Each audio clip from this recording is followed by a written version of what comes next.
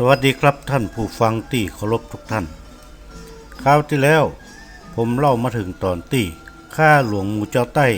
ลูกเวียงจันทร์มาตรวจตาหัวเมืองทางเหนือของเฮา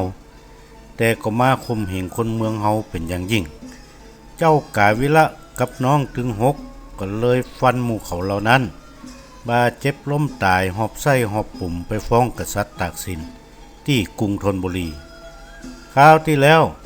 ผมเล่ามาถึงตอนนี้วันนี้ก็เป็นโอกาสอันดีที่ผมจะได้เล่าเหตุการณ์ในสมัยนั้นให้ท่านฟังต่อไป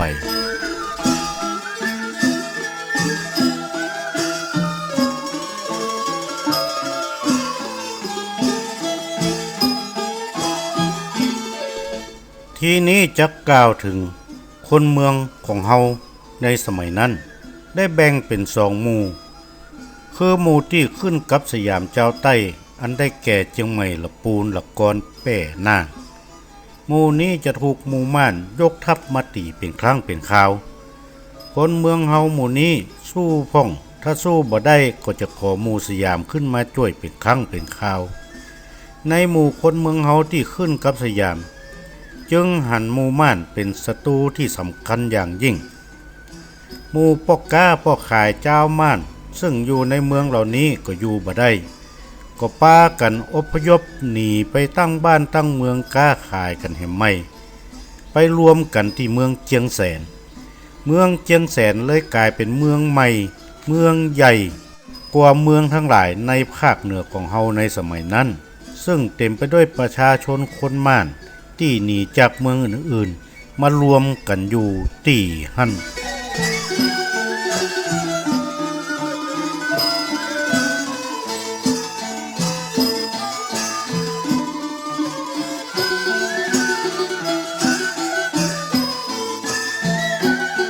แหมหมู่หนึ่งที่ขึ้นกับกษัตริย์กรุงอังวะอันได้แก่พะเยาเจียงไฮ้เจียงแสนเมืองป้าวเมืองฝางเมืองเหล่านี้จะมีกำลังหมู่ม่านอยู่ 1,001 ปู่ต่อเมืองเมื่อคนเมืองเฮาส่วนหนึ่งไปขึ้นกับสยามเจ้าใต้หมู่ม่านก็เลยจังคนเมืองเป็นอย่างยิ่งหมู่ม่านเมื่อวันก็จะนำกำลังไปบุกวัดวาต่างๆไปขุดเจดีย์ไปยึดพระในวิหารวัดต่างๆเอาไปขายยังกรุงอังวะคนเมืองเฮาห้องโปหมู่นี้ว่าโปผีวินเพื่อลบซ่อนพระเหล่านั้นหมู่เฮาคนเมืองเลยเอาปูนปั้นรอบพระตองเหล่านั้นแล้วเอาไปซ่อนไว้ยังป่าเหมือนกับพระเจ้าล้านตองเมืองป้าวหลังจากที่อยู่ป่าล้างข้างวัดล้างเป็นเวลาถึง300 ปีเมื่อปูนแตกออกก็เลยหันเป็นตองทั้งองค์งดงามยิ่งนักปัจจุบันอยู่ที่วัดพระเจ้าล้านตองบ้านหนองป่ามันตำบลน้ำแพร่อำเภอป้าวจังหวัดเชียงใหม่ซึ่งท่านทั้งหลายถ้ามีโอกาสก็ไปกราบไหว้บูชาได้ครับ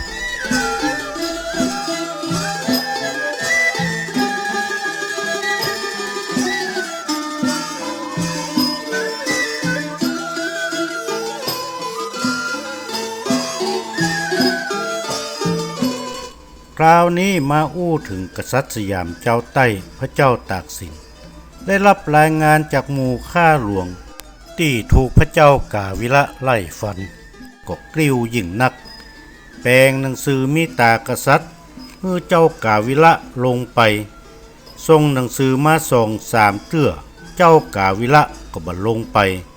คิดว่าจะทำราชการแก้โตษเลยยกทัพไปตีเมืองรอเมืองเทิงได้ผู้คนจำนวนมากแล้วจึงเอาคนเหล่านั้นล่องแพไปเมืองใต้เพื่อถวายพระเจ้าตากสินส่วนพญาจาบ้านพระเจ้าตากสินก็มีตาลงไปเหมือนกันเจ้ากาวิระกับพญาจาบ้านก็ล่องไปหากษัตริย์ตากสินในวันเดียวกันนั่นแหละ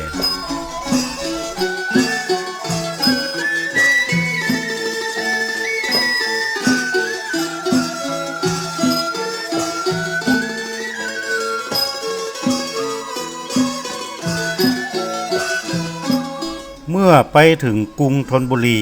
กษัตริย์ตากสินก็ยับถึง2 คนมัดอย่างแน่นหนา ตัดสินว่าเจ้ากาวิระได้ฆ่าฟันฆ่าหลวงเจ้าไต้เขียน100 แส่ส่วนพญาจาบ้านได้ฆ่าอุปราชก้อนแก้วซึ่งแต่งตั้งโดยกษัตริย์ถือเป็นความผิดเขียน100 แส่หลังจากเขียนเสร็จแล้วตัดติ่งหูเจ้ากาวิระแหมน้อยหนึ่งทานห้องมาแล้วบ่มาส่วนพญาจาบ้านหลังจากเขียนแล้วก็ยับขังคอกไว้ยังกรุงธนบุรีแบบบ่มีกำหนดพญาจาบ้านระบมจากพิษบาดแผลห้วยแส้ลวดเมื่อยเป็นไข้ตายยังคอกเมืองใต้จบตำนานพญาจาบ้านเจ้าเมืองเชียงใหม่ที่บ่เคยอยู่ในเมืองเชียงใหม่ได้เลยละนางบุญสมกับลูกหลานไว้ยังวังสะแกงที่หั่น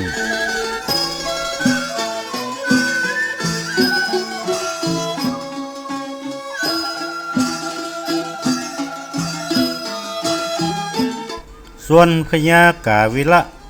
ทูลขอทำราชการแก้โตดแห่งครั้งหนึ่งจะขอขึ้นไปตีเมืองเจียงแสนมาว่าอันกษัตริย์ตากสินก็อนุญาตปล่อยตัวเจ้ากาวิระปิกคืนมายังเวียงละกรแล้วเจ้ากาวิระก็คุมคนเจ้าละกร300 คน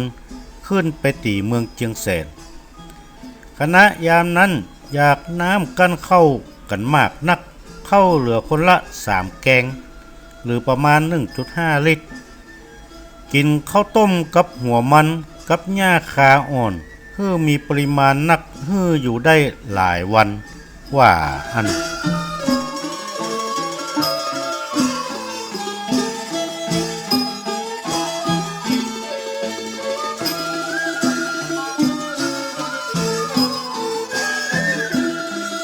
เจ้ากาวิระยกทัพขึ้นไปถึงเมืองเจียงแสนปรากฏว่าเมืองเจียงแสนเป็นเมืองใหญ่ยิ่งนักกำลังหมู่ม่านก็หลายมาอาจจักป้นเมืองได้ก็ย้ายทัพเบี่ยงไปตีแม่หวกได้คนหลายครอบครัวก็กวาดต้อนมาถึงเมืองละกรยังหายอิดหายอ่อนเมื่อยตีนเมื่อยมือ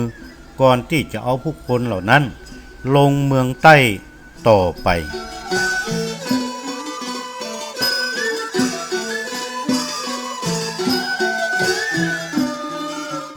ท่านผู้ฟังที่เคารพครับนี่คือเรื่องราวของ2 วีรชน